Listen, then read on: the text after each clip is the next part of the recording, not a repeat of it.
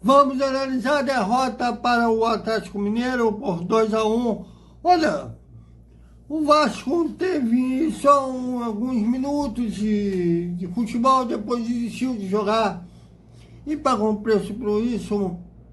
Escalação errada, insistência de alguns jogadores errados. Vamos chamar a vinheta, mas vamos também colocar a versão sem edição. Salve, salve, galera do Vascão. Vamos falar sobre essa análise após a vinheta.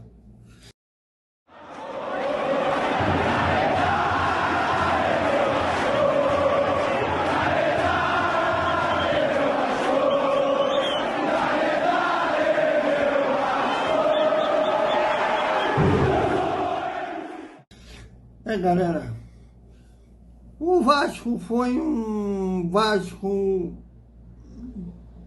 que visivelmente tentou ou empatar ou perder de pouco, como conseguiu, não tentou vencer. Vou explicar isso porque o Vasco, como disse na análise do primeiro tempo, enquanto o placar estava zerado, jogou. Já, inclusive, explorava os erros do Atlético Mineiro. Foi assim que chegou a abrir o placar, num ótimo contra-ataque no Emerson Rodrigues, que depois vacilou no segundo tempo. Vamos chegar lá. Finalmente não foi fominha, viu o Felipe Coutinho saindo de trás, rolou para o camisa 11, que dominou na meia-lua, invadiu a área, deu um drible a mais e bateu cruzado, abrindo o placar, inicio no jogo. Depois do Vasco desistiu de jogar. Deu campo para o Atlético Mineiro. Para esse tipo de estratégia funcionar, você precisa ter cirúrgico. Quando tem a posse de bola, o Vasco errava demais passes. Quando tinha a posse de bola, e falhava na defesa. A dupla de zaga te sabe lá o porquê. O Rafael Paz espera que os coleguinhas que estão lá em Belo Horizonte perguntem por que ele abriu mão de seu melhor zagueiro, que é o João Vitor, e insistiu nessa dupla que bate cabeça, que é o Léo e o Maicon. Quando não era o Léo, era o Maicon que perdia na corrida dos zagueiros. Uma delas quase que o Paulinho marcou um gol, o Léo Jardim defendeu com o pé, e ali mostrava que o gol do Atlético Mineiro era questão de tempo. E numa dessas, de cruzamento da direita para a esquerda, todo mundo dormiu, chegando atrasado. O Aranda até deu um belo chute, né? Pegou na veia mesmo, não dava para o Léo Jardim pegar.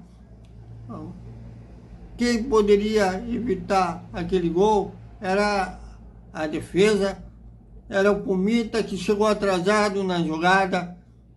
E achei que o Vasco voltaria ao jogo, continua tentando segurar o empate. E foi castigado no primeiro tempo, de um cruzamento da esquerda que o desculpem, e o Léo simplesmente veio a caminho da bola, esperou a bola chegar nele. O Paulinho simplesmente se antecipou, o Léo na corrida, cabeçando pro chão, matando o Léo Jardim, virando o jogo. E no segundo tempo, o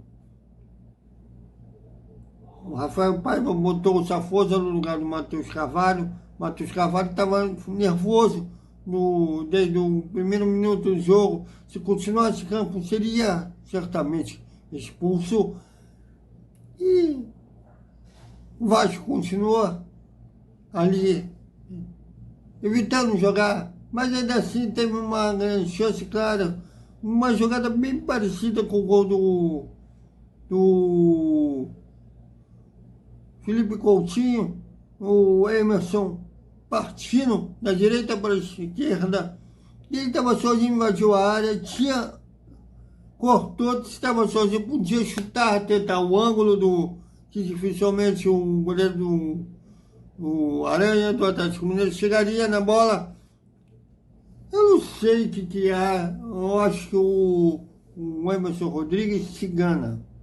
Ele acha uma versão colombiana do Garrincha, que ele quer segurar 2, 3, cortou para a perna boa, que poderia ter estado, depois cortou de novo para a perna ruim e tentou passar pela zaga do Atlético. Não fez, não cortou, não cruzou, não fez nada, perdeu a bola. Foi a melhor chance do Vasco no segundo tempo. E nisso o Vasco continuava frouxo na marcação no meio de campo. E o Atlético teve chance de ampliar, teve um chute perigoso do Hulk, teve um chute perigoso do Aranda antes dele sair, né? E eu acho que o Vasco deve ter sentido satisfeito pela forma que o time jogou. Ainda o Rafael Paiva insistiu, ressuscitou, na melhor. O Alex Teixeira, eu fico perguntando o que o Marcos Domingues faz no Vasco. Deve ser apenas para ser um tradutor do Payet, né? Porque ali ele ter entrado naquele jogo contra o Palmeiras, eu não sei que o Suíço está fazendo o Vasco, porque ele não tem entrado na partida. Aliás, era um jogo para ele, no lugar do Emerson Rodrigues, teria sido melhor dele ter iniciado o jogo com o Jean David, que não é fominha, com o Marcos, do que com o Emerson Rodrigues. O Emerson Rodrigues é aquele cara que estiver vencendo, faltando uns minutos para a partida terminar, aí sim ele é ok para segurar a bola no campo de ataque. Fora isso, ele mata a jogada, não passa, tem espaço para chutar, não chuta. Foi um milagre no gol do Felipe Coutinho, o Emerson ter passado a bola. Eu temia que ele fosse dar uma de fominha e tentar driblar o zagueiro do Atlético Mineiro. Mas enfim, ganhou quem se propôs a jogar e perdeu quem jogou apenas alguns minutos, abriu o placar e depois desistiu de jogar. Agora, no dia 20, o Vasco terá que vencer por 2 gols de diferença para ir para a final, seja contra o Flamengo, seja contra o Corinthians. Se vencer por 1, seja 1-0, seja 2-1, seja 5-4, terá disputa por menos. Bom, em tese, até que é um resultado perfeitamente reversível. Por outro, pela qualidade que o Atlético Mineiro tem, foi burrice jogar apenas alguns minutos. E no jogo de volta não terá outra alternativa sem ser propor jogo desde os primeiros minutos.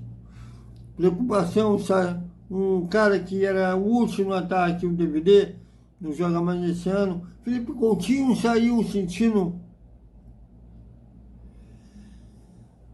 E no caso do jogo do Rio de Janeiro, sim, é bom o Coutinho iniciar jogando. E quem sabe o Payet só entrando depois, quando o Vasco estiver vencendo por 2-0. Porque o francês, ele é prejudicado no atual esquema do Rafael Paiva. Felipe Coutinho até se encaixa melhor, porque o esquema do Paiva, os meias, não só tem que criar, mas tem que também ajudar na recomposição defensiva. E o Payet tem na idade, ele é 5 anos, até mais velho que o Felipe Coutinho, não consegue fazer essas duas funções. Ou ele se sacrifica marcando, ou ele tem a liberdade de apenas criar. Se ele fizer as duas coisas, acaba tendo atuações burocráticas, como teve depois que entrou no lugar do Coutinho, Coutinho, na verdade, também, além depois do gol, teve algumas passagens que ele deu uns passes legais, uns passes interessantes, mas não desenvolveu as jogadas. Mas é isso, espero que no planejamento, já dá para fazer o planejamento, já que o Vasco não vai brigar contra o rebaixamento. Vise contratar volantes que dá respaldo não só à zaga, mas também os homens de criação, para que eles não tenham tanta preocupação defensiva. Bom, eu acredito sim que no jogo de volta o Vasco pode reverter esse resultado, mas olha, tem que jogar e o tempo inteiro tem que fazer como fez no jogo contra o Fluminense, por exemplo, e no jogo contra o Cruzeiro, né, até abrir o placar também. O primeiro tempo contra o Cruzeiro foi excelente, né, sufocando o adversário, marcando a saída de bola do adversário, não deixando o adversário respirar. Terá que ser assim no jogo de volta no Rio de São Januário. Então, é isso, galera. Até a repercussão da entrevista coletiva no Esperta Vascaíno e na hora do almoço. E tudo mais se tiver no Zona Mista também, que rolou lá em Belo Horizonte. Agora sim o Vasco retorna ao Rio de Janeiro para o jogo contra o Juventude, sábado em São Januário. E precisa vencer para continuar ali na primeira página da tabela. Até mais.